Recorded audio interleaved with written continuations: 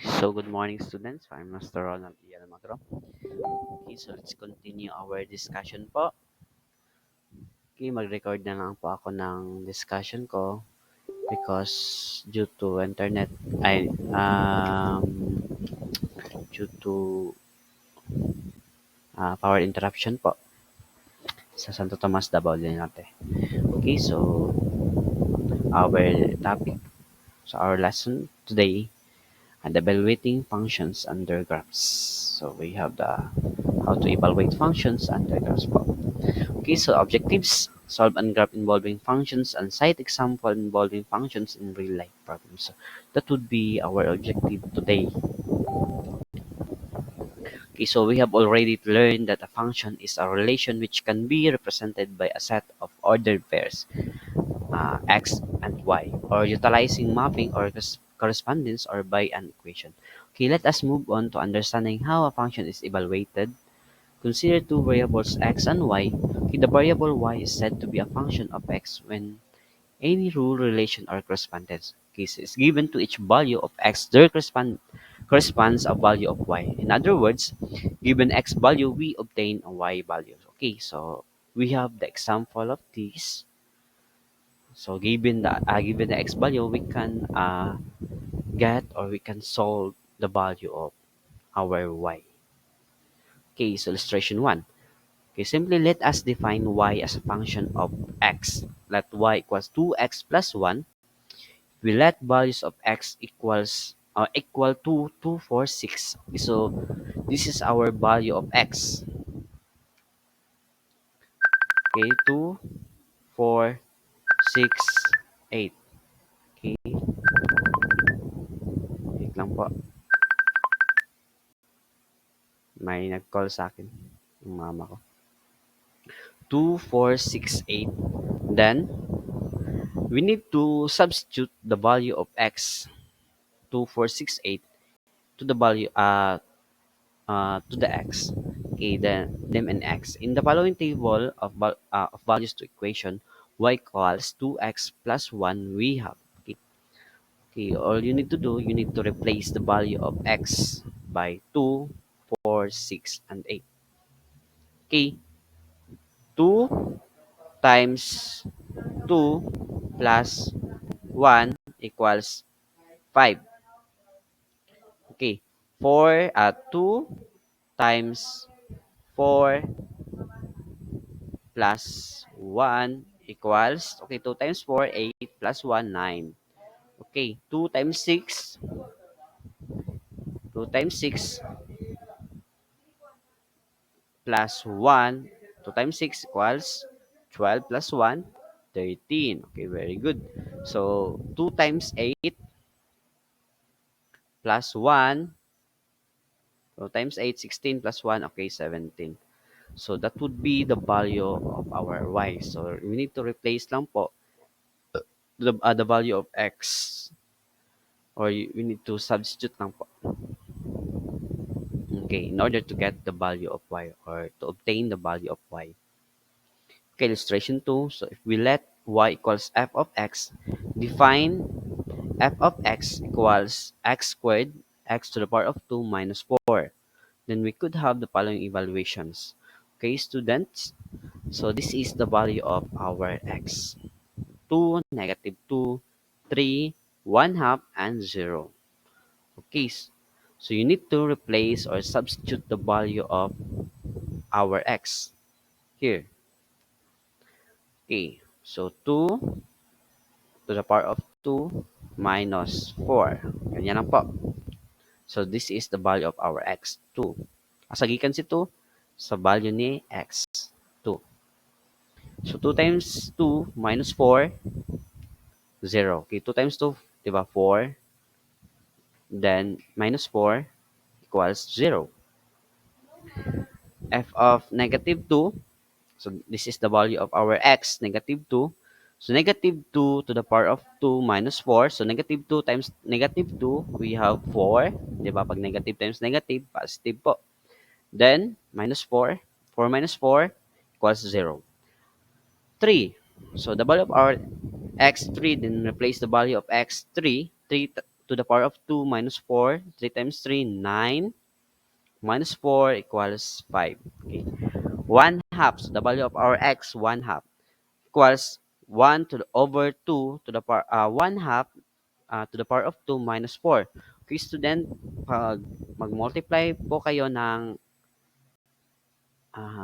fraction, what you need to do, you need to put lang po ng exponent sa numerator and denominator. Okay, 1 times 1, 1, 2 times 2, 4. Then, wala pa naman, we have negative 4. Okay, copy lang po si negative 4. So, sir, how about po kung mag-minus ka ng fraction to the whole number po? Okay, so all you need to do, you need to write lang po ng 1 sa denominator. Okay, get the LCD. We have the LCD 4. So, 4 times 4, and 4 divided by 4. Okay, 4 divided by 4, 1 times 1, 1. 4 divided by 1, 4 times negative 4, negative, pila? Negative 16. Okay, 4 divided by 1, 4 times negative 4, negative 16. Okay, so equals 1 minus negative 15, 1 times 1 minus 16, so negative 15 po. Copy lang yung bigger sign po, then 4. Okay, pwede lang po improper fraction, pwede po inyohang i-convert into mixed fraction. So how to convert into mixed fraction, sir? So 15 divided by 4, di ba? 3. Okay, 12 man to. Then naaman tayo remainder nga 3. Okay, copy lang po si remainder po. Then copy po yung denominator. Then copy po yung negative value. Okay, so negative 3 and 3 over 4. 3/4. Then, how about po, pag 0 na? Okay, so 0. So, 0 na po tayo. So, the value of our x, 0. So, 0 to the power of 2 minus 4 equals, okay, 0 times 0. Okay, 0, di ba? Minus 4, okay, negative 4. Okay, so this is our value, f of x or y. 0, 0, 5, negative 15 over 4, or negative 3 and 3/4 and negative 4. Next, now if y is a function of x, okay, we call x the independent variable. Okay, so independent variable po sa x nga naman because we can replace or we can substitute po or pwede siya mabutang ang real number kang x. So independent variable siya, wa siya nag-stick kung constant ba siya, basta independent variable siya. And why the dependent variable? Because nga naman, si y is a constant po. Naka-constant na si y, di ba? We need to, wala siya naka-constant, we need to find the value of y. Okay, so na yung mga constant ito, then replace lang po ang mga value ni x, no? Ang independent variable, then we can obtain the value of y. So, the dependent variable. So, nag-depend lang po si y kay x. Okay. We can now say that y depends on x. Okay. Ganyan lang po. Okay, so the operation on functions. Let f of x equals x to the power of 2 plus 5x plus 6 and g of x equals x plus 2. Let us find the value of, so lesson 5, another lesson na po ito. So let us find the value of f of negative 1 and 6 for g of 4 plus g of 4. Such operation po will obtain a value of 2 for f of negative 1 and 6 for g of 4. See. Okay, further, we can also have g of 3 times f of 2, which will obtain a value of 6 times 20 equal to 120.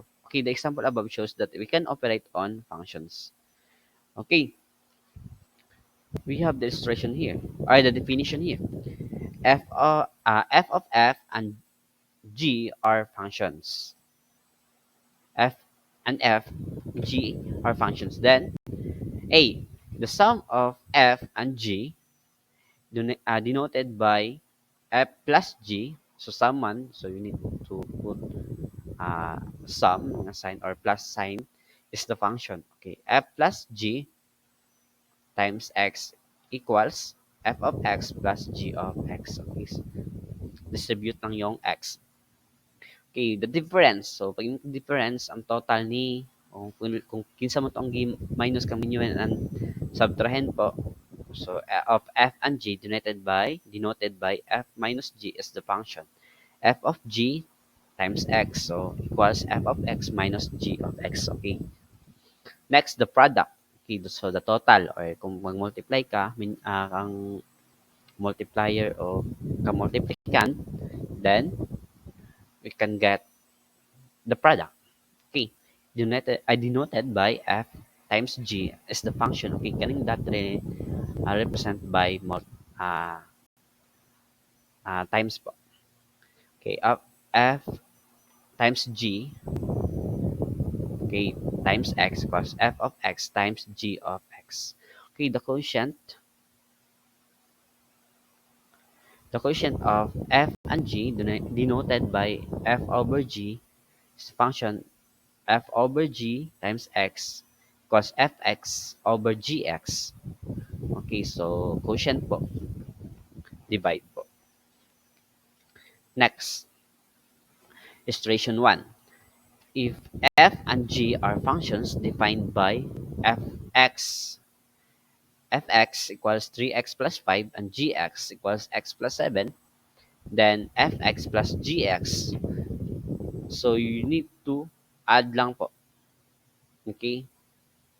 Okay, g, pag naka fx plus gx po, you need to add lang po. Plus sign, dungag lang mo. Okay, copy the given po. 3x plus 5 plus, naka-plus man siya, kang g of x, gx plus x plus 7, 3x. Okay, so you need to combine like terms po. Ganun na 4x man. Sorry, okay, combine like terms, 5, 5 plus 7. Okay, 3x plus x. Okay, natay constant nga 1 dito.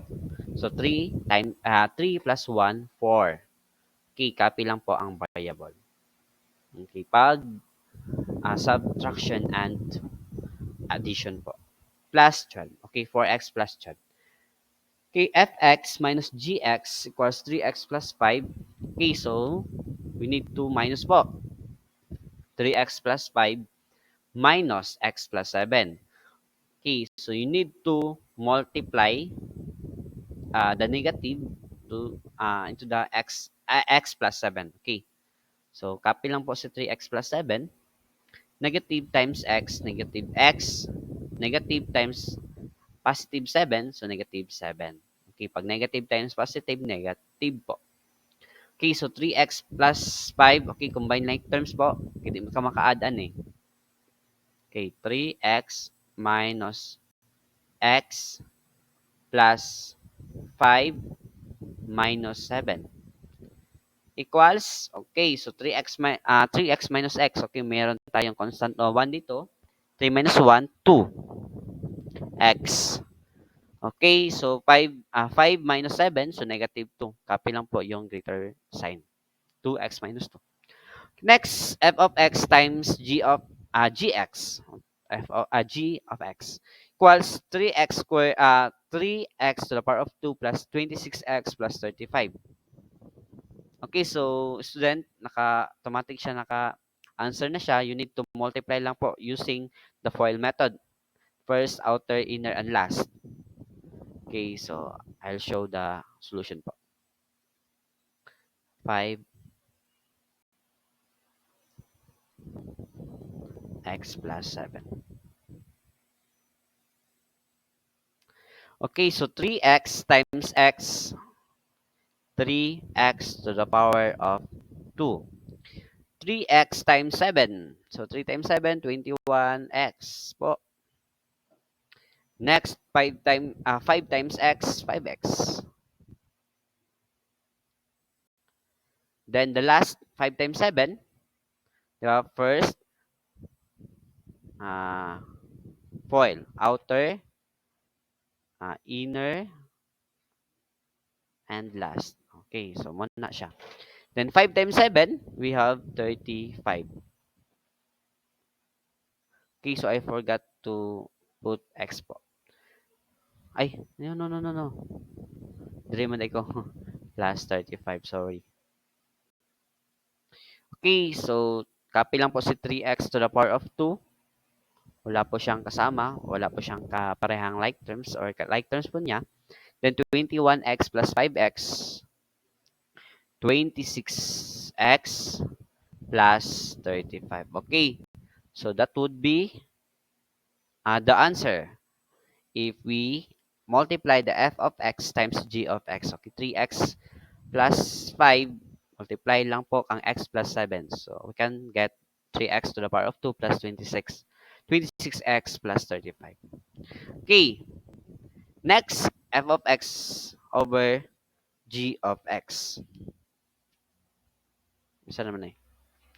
Last lesson.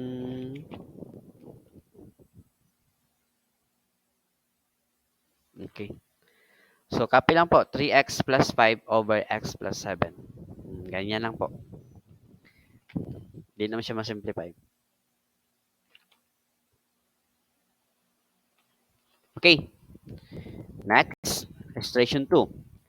Let f of x equals x minus 6. Find f of 3, f of negative 2, f of a plus 2. Okay, so student, you need to replace the value of x by 3, negative 2, and a plus 2. Okay, 3 minus 6, we have negative 3, negative 2 minus 6, negative 8, then a plus 2 minus 6. Okay, so a plus 2. Okay, nga nung na a minus 4 na siya. Okay, so pag wala naman siya, i-simplify na to, i-copy lang po siya. A plus 2 minus 6. Okay, so copy the a. 2 minus 6, negative 4. Okay, illustration 3. We have f, and g are functions defined by f of x, x to the power of 2 plus 5x plus 6, and g of x equals x plus 7. Then f2 plus g of 3. So you need to substitute the value of 2 to the given uh, function of x. Then the function of g, substitute lang po by 3. Ganyan. Ganyan. Kani. Ganyan lang po.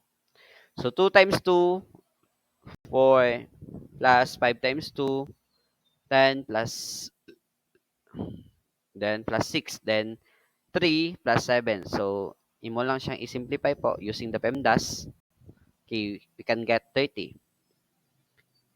Okay, f of 2, then, okay, naka-substitute po siya. Then, minus, okay, no, naka-minus mo na siya. Copy ang minus. Okay, student, 3 plus 7, so, 10. So, magiging negative 10 po siya. Okay. Okay, so 20 na diri adapita. 20 minus 10, so we have 10. Next, f of 2 times g of 3, then substitute lang po the value of 2 to the given function f. Okay. Okay, times 3 plus 7. Okay, 3 plus 7, 10. Okay, so 20 na siya diri So 20 times 10 can obtain 200, or we can get the product 200.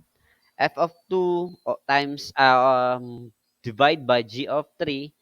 So student, you need to substitute po the value of 2 to the given function f. Okay, you can solve or can get the product 20, the sum 20 here, and sum of 10. Okay, so naka-divide po tayo. 20 divided by 10, we have 2. So we can get the quotient 2. Okay, so that would be our uh, topic for today po. So kung naman yung mga pangutana, you can PM po sa kuha. So thank you po.